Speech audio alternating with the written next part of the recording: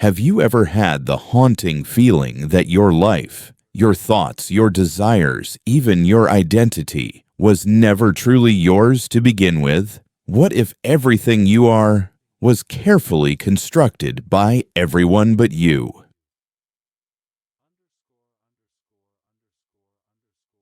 Have you ever felt like you're living a life that doesn't belong to you? As if you're following a script you never wrote?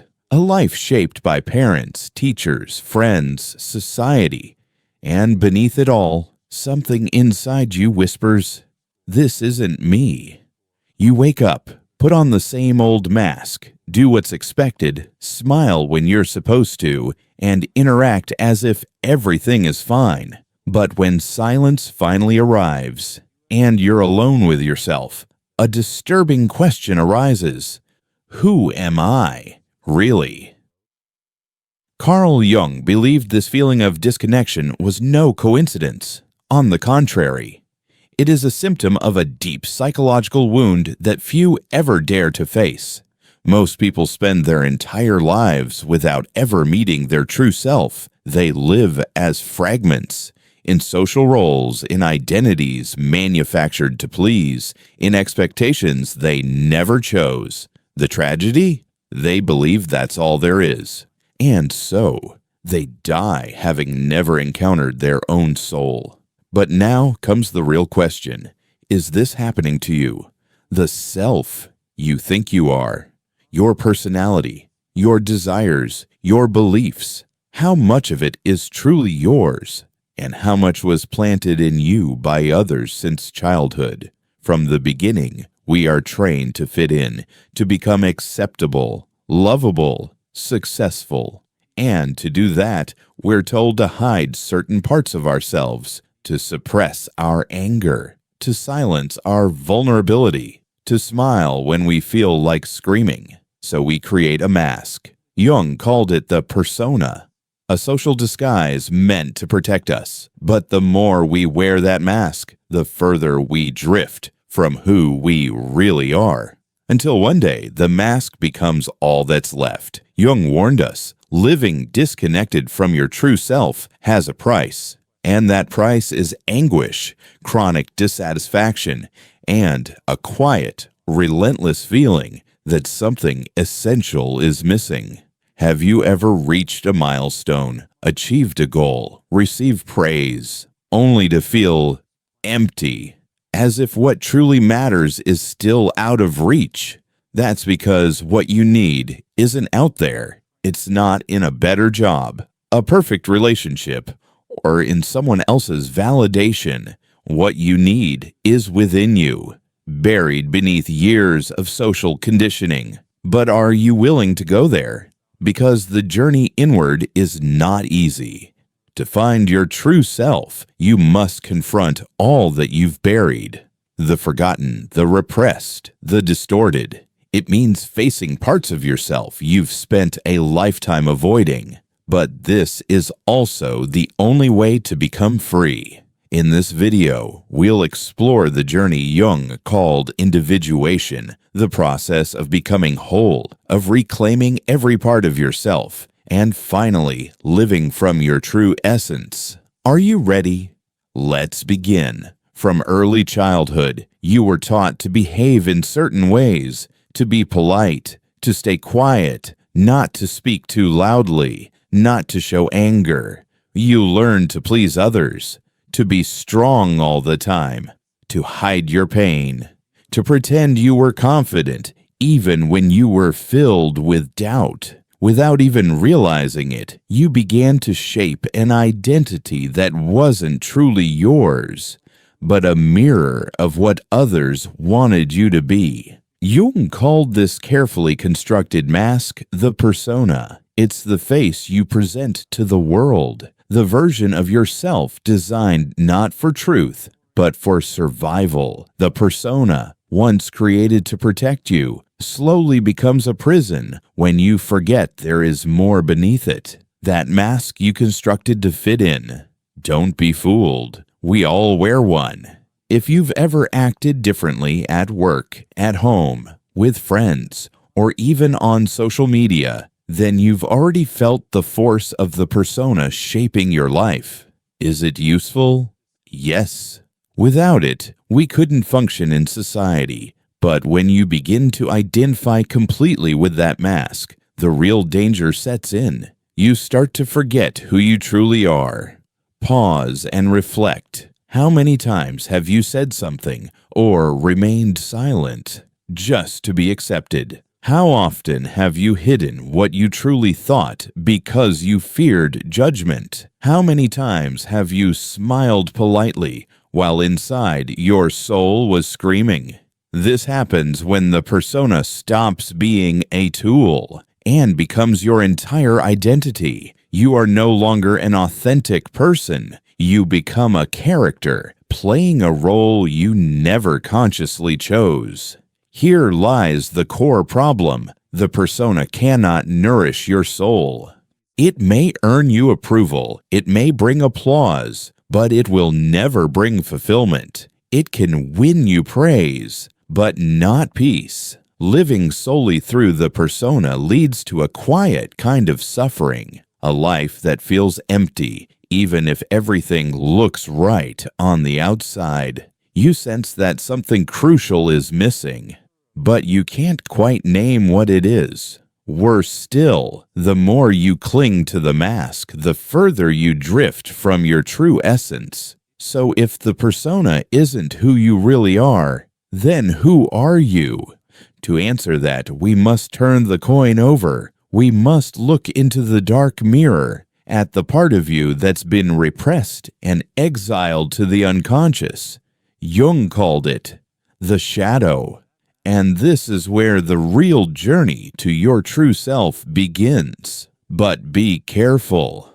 What you find in the shadow will not always be easy to face. If you're ready to continue this path of confrontation, stay with me. And if this is resonating, subscribe to the channel. Your support keeps this truth alive. If the persona is the mask you wear to be accepted, then the shadow is everything you hide to avoid being rejected. But here's the problem. What you repress does not disappear. It gains power. It settles into the shadows of your mind, silently shaping your emotions, your fears, and even your decisions, all without your awareness. Jung described the shadow as the hidden side of the psyche, composed of all the things you've pushed away, forbidden desires, unresolved anger, insecurities you don't want to admit, wounds you pretend don't exist.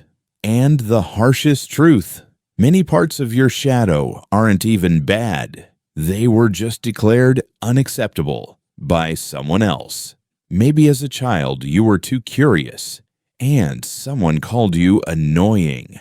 So you learned to stay quiet. Maybe you were angry, but were told anger was wrong. So now you swallow your rage until it explodes. Maybe you were sensitive, but society told you that meant weakness. So you hid your feelings behind a forced smile. All of these denied parts of you didn't die. They went underground, into the shadow, waiting for the moment to surface, and surface they will. Have you ever lashed out in anger, only to regret it? Felt envy, and immediately tried to deny it? Reacted defensively to a small comment and didn't understand why? That was your shadow, taking over. When we don't face it consciously, it emerges uninvited, sabotaging your relationships, your work, your sense of worth. But here's the liberating truth no one tells you. Your shadow is not your enemy. In fact, it contains some of the most valuable parts of who you are. Your creativity, your authenticity, your power, your inner truth. You will never be whole until you integrate this forgotten side of yourself. And to do that, you must stop running. To stop running from your shadow, you must turn inward, even when the mirror reflects back everything you've tried to forget. But how does one face what has been hidden for so long? How do you bring the shadow into the light without letting it take over. The answer lies in a core principle of Jungian psychology: the self, your true integrated self. Now, if the persona is the mask you show the world, and the shadow is everything you repress to be accepted, then the self is what lies beyond them both. It is the totality of your psyche, a synthesis of everything you are and everything you can be. It is the harmonious integration between who you truly are and who you have been taught to pretend to be. Jung believed the true purpose of life is not to follow some pre-written script handed to you by society. It is to become whole, to live according to your real nature, to awaken what has been buried under fear, approval, and conformity. This sacred process is called individuation, and it is anything but accidental. Finding the self doesn't happen in a single moment of clarity, nor through a random epiphany. It requires effort, courage, persistence. The self doesn't reveal itself to those who are not prepared to face the truth, the full truth about who they are. You must actively seek it, and this quest demands that you journey deep into yourself through memories, fears, patterns, and contradictions. It means confronting all that you've hidden, all that was deemed unacceptable, all that you've been taught to forget. It means facing your authentic desires and reconciling them with the rigid restrictions imposed by society, family, culture, or even religion. But there is one formidable enemy that blocks almost everyone on this path: fear. The fear of losing the identity you've spent years crafting. The fear of realizing that many of your life choices weren't made freely, but shaped by pressure, conditioning, or survival. The fear of discovering that beneath the surface, you are someone far different from who you've been pretending to be. This fear paralyzes. It keeps people stuck in the persona, performing for the world, while their shadow wreaks havoc behind the curtain. And that's why most people never find their self. They die wearing masks, unaware of the internal sabotage that robs them of peace, clarity, and truth. But when you begin the courageous process of integrating your shadow, when you begin questioning the roles you've been playing, something radical begins to shift. You start to feel free, not in the way society defines freedom, but in a way your soul recognizes. You realize that you don't have to act. You don't have to please. You don't have to filter your entire being just to avoid discomfort. You begin to speak with more honesty, make decisions that reflect your inner voice, not someone else's expectation. And here's what surprises many. The closer you get to your true self, the more life begins to make sense. The frustrations that once haunted you now have clear roots. You begin to see patterns. Why certain people trigger you. Why some relationships never felt right. Why you've repeated the same cycles over and over. You see that the signs were always there, but you were too busy trying to fit in to notice them. And this is where things deepen even further, because the self is not an isolated island. To understand it fully, you must understand the forces that shape it, forces that are unconscious yet profoundly influential. Jung taught us that the human mind is like an iceberg. What we see and understand consciously is only the tip. Beneath the surface lies the vast unconscious, filled with archetypes, emotional imprints, and inherited symbols that silently influence your thoughts, feelings, and actions. If you do not become aware of these deeper structures, you will never truly know who you are. That is what we will uncover next. To truly understand the self, as Jung taught, we cannot stop at thoughts or actions. We must descend into the hidden depths where the psyche reveals its ancient truths. For within the unconscious, beneath the shadow and the forgotten memories, there lies something even more fundamental: the archetypes. Jung discovered that the human psyche is not a blank canvas. We are born not only with genetics, but with universal mental structures, primordial patterns of thought, feeling, and behavior shared across humanity. He called this the collective unconscious. From this vast reservoir of human experience, the archetypes emerge. They are timeless, symbolic figures, imprints of the soul that shape how we perceive the world and how we perceive ourselves. Have you ever been drawn to certain myths, captivated by characters in stories, or moved by ancient symbols you couldn't quite explain? That's the power of archetypes at work within you. They live in fairy tales, in religions, in our dreams, and even in our daily behaviors. There is the hero who rises to meet the challenge, battles adversity, and seeks transformation. There is the wise one, the embodiment of inner knowledge and insight. There is the rebel who refuses blind obedience, who tears down the false to make space for truth. There is the caregiver who sacrifices for others, but often forgets their own needs in the process. And the most important part, you do not choose which archetypes influence you. They are already active within your unconscious, moving you, shaping your narrative, often without your awareness. But problems arise when you over-identify with a single archetype and neglect the others. If you see yourself only as the hero, you might feel compelled to always be strong. Even when you're breaking inside, you'll resist vulnerability and push away any sign of weakness. If you live only as the caregiver, you may spend your life tending to others while abandoning yourself, losing your boundaries and your identity. To find the true self, you must begin to balance the archetypes. Recognize which ones dominate you.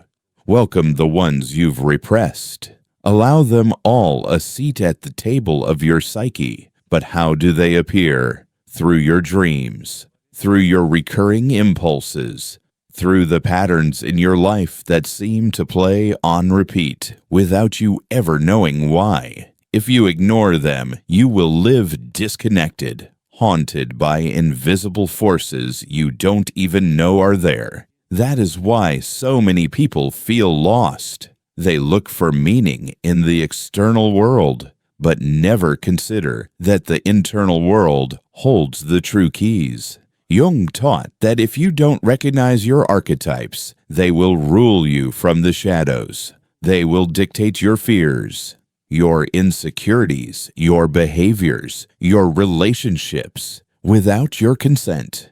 But if you bring them into awareness, if you learn their language and integrate their presence, you reclaim authorship of your life. This is what separates those who evolve from those who merely perform. But what happens when this work is avoided? What happens when someone resists individuation entirely? When they continue wearing masks, continue denying their shadow, continue ignoring the archetypes whispering within? Jung was clear: the price is suffering. To flee from yourself is not safe. It is a sentence to fragmentation, a life ruled by anxiety, a soul filled with frustration, a longing for something that no job, no relationship, no material success can satisfy. And that is the core danger of refusing the call to individuation. That's what we'll explore next. Fitting in may bring peace on the surface, but beneath that surface, something slowly begins to unravel. The discomfort doesn't always arrive as a storm. Sometimes it whispers in the form of dissatisfaction even when life appears perfect. Sometimes it arrives through the body itself as stress, anxiety, or illness with no clear cause. The psyche always finds a way to express what the ego tries to silence. This is the silent consequence of non-individuation. When we ignore the unconscious, when we repress our truth and wear masks for too long, we do not find safety. We find ourselves trapped in cycles we don't understand. We begin to sabotage our relationships, our goals, our joy, not because we lack intelligence or effort, but because we are at war with parts of ourselves we've never acknowledged. Have you ever seen someone who repeats the same destructive choices again and again? They leave one toxic situation only to enter another that feels eerily similar. That's the unconscious at work, pulling the strings beneath awareness, demanding to be seen, even through pain. Sometimes this disconnection shows up as a life without color, a monotonous routine, a sense that you're simply surviving, not living. You go through the motions, meet expectations, but deep inside, there is a quiet ache. This isn't who I am. Millions live this way, trapped not by external forces, but by unexamined beliefs, inherited scripts, and fears that were never theirs to carry. And when we live like this long enough, a dangerous emotion begins to grow: resentment. The resentment of never having been truly seen. The resentment of sacrificing the soul just to be accepted. But the target of that anger isn't always clear. It may turn outward, blaming others, the system, the past. Or it may turn inward, becoming shame, depression, and self-abandonment. But there is a way out. There is always a way out. Jung taught that liberation begins with the courage to face the truth, the real truth, not the one others have handed you, to question your illusions, to step beyond your comfort, to individuate. This path is not glamorous. It does not promise instant joy or certainty. It demands strength, self-honesty, and a willingness to descend into the dark, to find the light that belongs only to you. And now, we come to the most vital question of all. What does it truly mean to be yourself? What happens when the masks fall away? When you no longer fear judgment, when you live without needing permission? The answer is simple, but profound. To be yourself is not to find a final version of who you are. It is to live in alignment, to walk with awareness, to respond rather than react.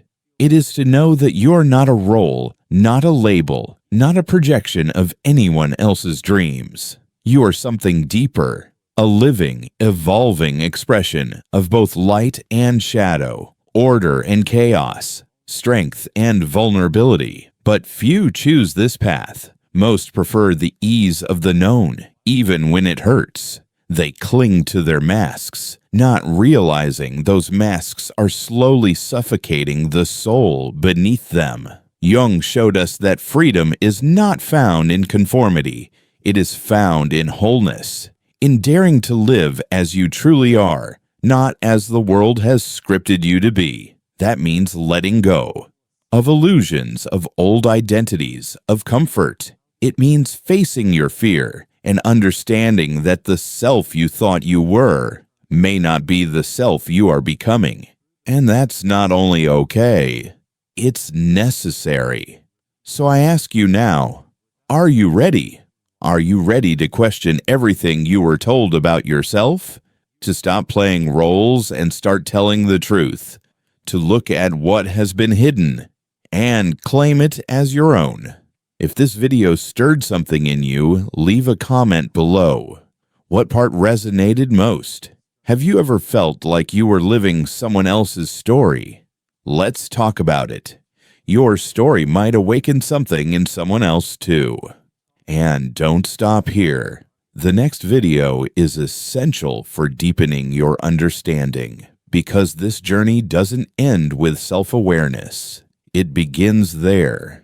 The more light we shine on the unconscious, the less it controls us. So keep going, keep watching, and I'll see you in the next chapter.